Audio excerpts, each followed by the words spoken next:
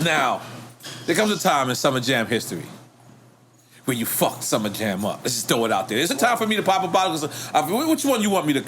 Let me hear where it goes first, and then we'll... Okay, no. But are we popping ace? Yeah, we're popping ace of spade. You know, you gotta prove. Listen, I didn't think you was gonna get approved. Yeah, you gotta prove. Listen. I didn't think you was gonna get it. A lot of artists don't get approved, man. Be more on this table, man. I appreciate that. So I have to make a phone call. Okay. You know what I'm saying? All right, I'll pop some So ace which for one this. you want? The gold? The gold? Oh, okay. Come on. But you know, this is more expensive. This Oh, is the the rose. pink. Okay, yeah, let's go to the pink. Why are you gonna ask him and then go with this one? No, because I don't want him to feel jerked. Like when people see him, they're like, "Why did he pick the gold? He didn't know the pink." So So you still want to go pink? I only drink that one. Okay, Yeah, let's go. Let's go. This 500 is 250. Okay, so Summer Jam 2012. Summer Jam 2012, right? So you fucked this up. This was in my opinion, this is just my humble opinion. I consider you my friend, so I would have told you this off the side. What it was the timing. It wasn't what you said. No. It was the timing of what you said. And what place. You said, and place, and how you said it, and the fact is, this is your headliner. Correct. This is a female. Oh, this is a Nicki Minaj situation. Yes, this is a female who automatically, I don't want to say just sensitive because she's a female, but in this situation, she's a queen of New York. This is New York #1 station. And you get on, what was it? Was it the afternoon? No, it was the festival stage. So it was Kendrick was about to come out on the festival stage. And you bigged up Kendrick. So as part of my way of hyping the crowd for Kendrick, I'm a wrestling fan. Yes, it's all about theatrics. It's about in wrestling we call it cheap heat, which by the way is the name of my podcast. Subscribe everywhere.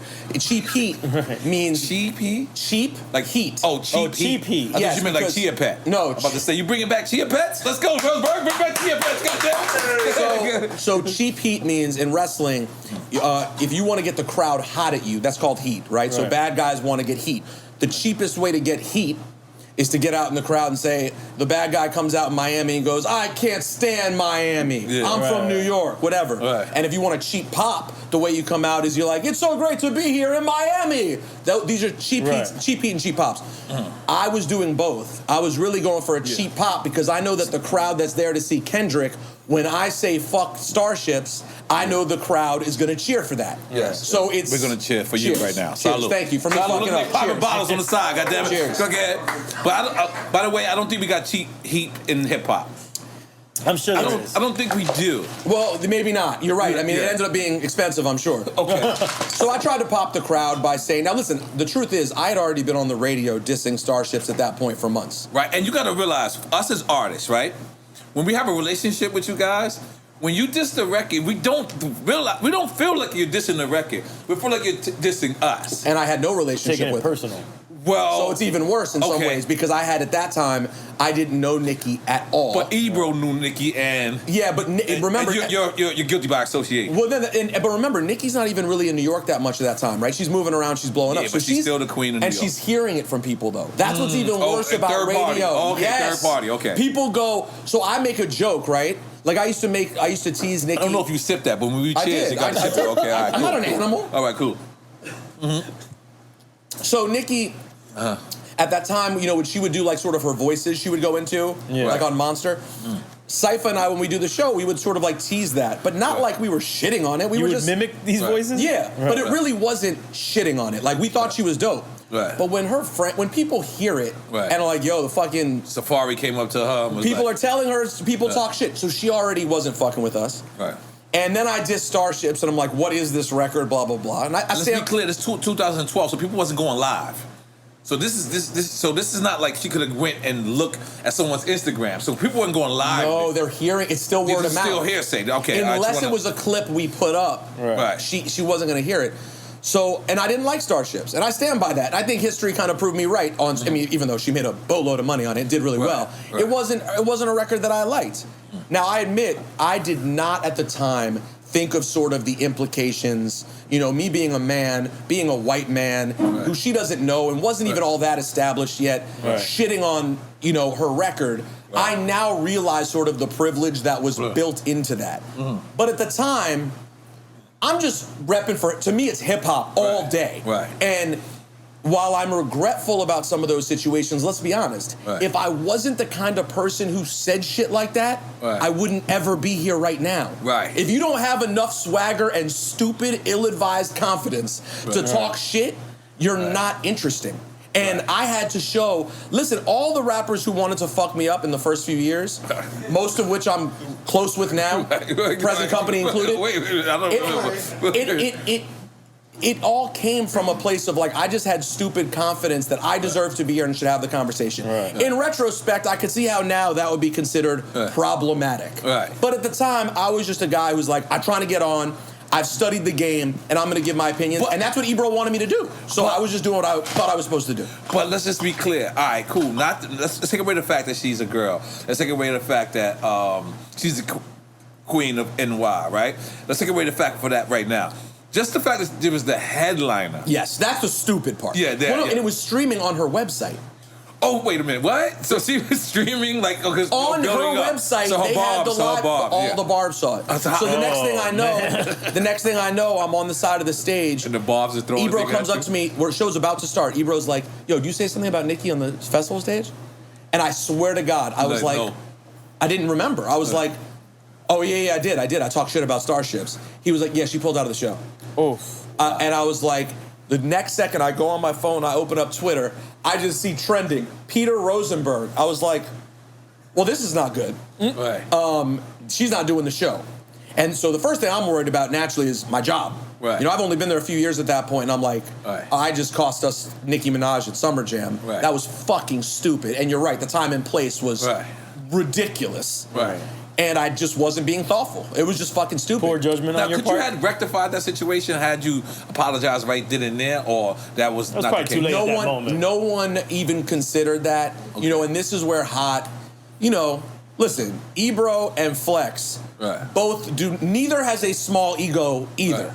So while I'm sure they might have been upset with me on some level, though neither ever said they were upset with me, they both just went the other way. It's like the brothers in blue. Like they said, well, let's not do any cop shit with me. No, it was like the brothers in Hot 97. How about just compounding the situation? Cold blue. How about just a Hot 97 show? Anyways, I think they went with like, oh, they're pulling out. Fuck that. We're Hot 97. No one's pulling out on our shit. It's Summer Jam. So they took that approach of defending me, and then of course it got messy because all Young Money pulled out. You know, Busta was not happy with me. You know, who I do have a great relationship with, and he was not happy. That was one of the many times I've been. Oh, Busta was on Cash Money at the time. He was coming out. Okay. And guess who else was? Khaled. Not happy.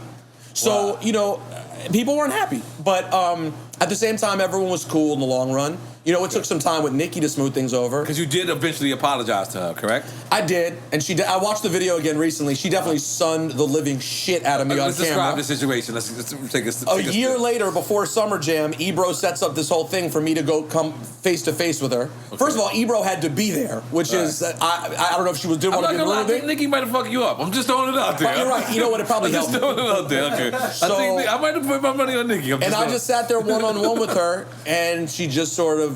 Were you intimidated? Nicki seems a little intimidating. I'm being honest. She is. Nicki is super intimidating. And in that moment, I was shook. And I took my lumps and said, I'm sorry. And she said, you're not smart, you're not funny, you're this, you're that. And honestly, not all that's true. I am rather smart and funny. But it's okay. I understand why you're not feeling me.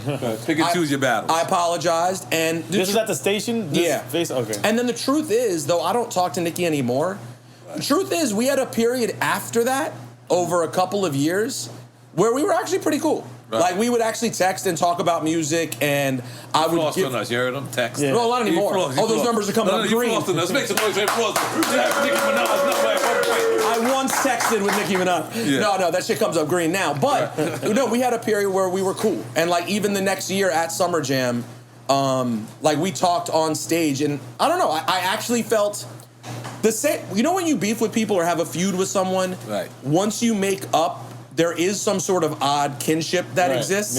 Like, I'm not saying Nicki likes me. I don't know how Nicki feels about me at all. But I know that at that time, I definitely felt some level of closeness. You went through some shit and you got through it. And we both, and by the way, for the record, as mad as she was at me, after that whole shit, her next album was her most hip hop and most successful. She bodied her next album. What was the next album? I forgot the name. I think the next one was Pink Friday, or was it Pink Print?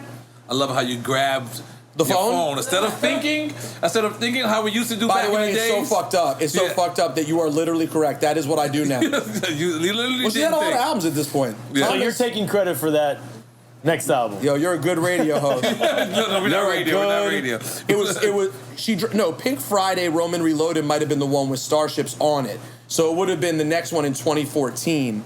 Okay. Which was the Pink Print. Okay. No, I'm not taking credit. Right. Nice try, EFN. Right, You've really developed into quite the host. However, I do think that that situation maybe impacted her on to some level, and she was like, "Yo, I didn't do this hip hop shit." And let's be honest, Maybe even subconsciously. Nicki with we all want Nicki rapping. I can't lie. When I love her singing. I love her doing the pop shit because me being from Queens and knowing where she comes from, I know what that's secure in the bag.